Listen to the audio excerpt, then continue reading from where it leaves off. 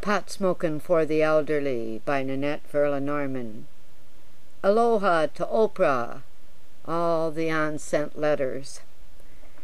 Thanks for all the wonderful things you've done for women everywhere, Oprah. You have changed the world in ways that I could never have thought possible. I lived along the railroad tracks during the Second World War and watched the troop trains going through Minnesota from Chicago with thousands of young men. So many wars ago that was, but not the war I want to bring to your attention. In so saying, I have shoveled my share of snow. Now, in the name of little old ladies everywhere, help us to keep our dignity while we change the reputation of marijuana, cannabis, weed, pot, to social acceptability for adults, for the elderly. The war on drugs has to change. My glossary on cannabis sativa says hemp was the in plant, grown all over the world for rope, paper, and cloth when shipping was a way of life. The THC content will put one to sleep. Not for children. Dope makes one dopey. Cannabis indica is marijuana, also known as pacalola, in the state of Hawaii, known to have a higher THC level. Not for children, not for the schooling, not for the working, not for the driving. Dope makes one dopey. That's why they call it dope. Picture this.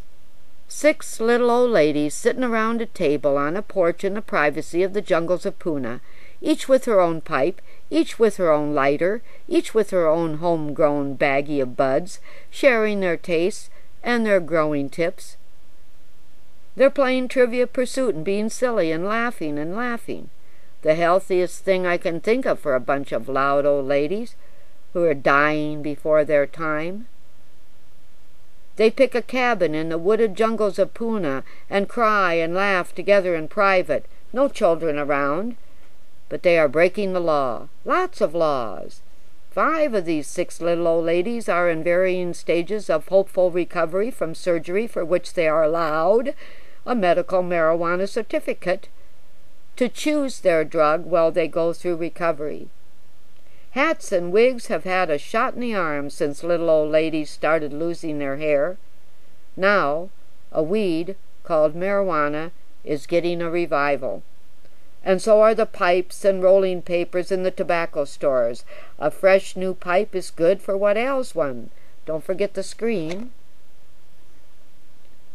But how to legalize it? It's only a plant. How to regulate it? Does it belong with the alcohol, tobacco, and firearms people? The tobacco fields are ready for marijuana, and look what the tobacco companies did to the poor tobacco plant. But then, the Food and Drug Administration, the FDA, would want to control it, turn it into a chemical, then a pretend chemical, a synthetic, so they can take out the THC and give you, our old ladies, a placebo. Cannabis needs no processing like alcohol, tobacco, and drugs. Cannabis can be consumed as is. The worst that ever happened to me and my research on overdosing was dizziness and sleep, followed by a refreshing non-hangover. No one has claimed death by cannabis. Who should grow it, and how should it get delivered to those in want and need? On the one side, I see the tobacco industry recovering. On the other, I see the medical industry making such a mess of the chemical benefits of it that the marijuana buyers go back to the growers who know what they're doing, and it's business as usual. Business as usual. And the many government departments argue over who gets the control, the regulation, the tax. What we want to do is help the elderly who want this drug to have this drug in dignity without the threat of helicopter invasion or worse, the federal government's confiscation of personal property and real estate after the local and state government says, "Let the old ladies grow their marijuana," and the doctors agree with the local and state governments.